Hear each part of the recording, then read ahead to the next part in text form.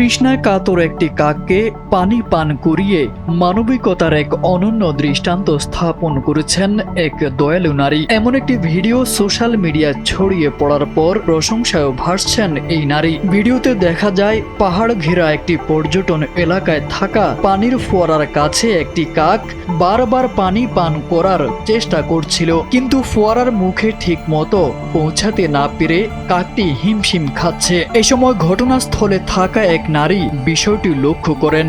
তিনি ধীরে ধীরে কাকটির কাছে গিয়ে ফোয়ারার চাবি চালু করেন। অবাক করার মতো বিষয় হলো, কাকটিও ভয় না পেয়ে নারীর সামনে পানি পান করতে শুরু করে। কয়েক মুহূর্তের সেই দৃশ্য উপস্থিত মানুষদের আবেগ আপ্লুত করে তোলে। অনেকেই বলছেন, মানুষ ও প্রাণীর মধ্যে সহমর্মিতার এমন দৃশ্য আজকাল খুব কমই দেখা যায়।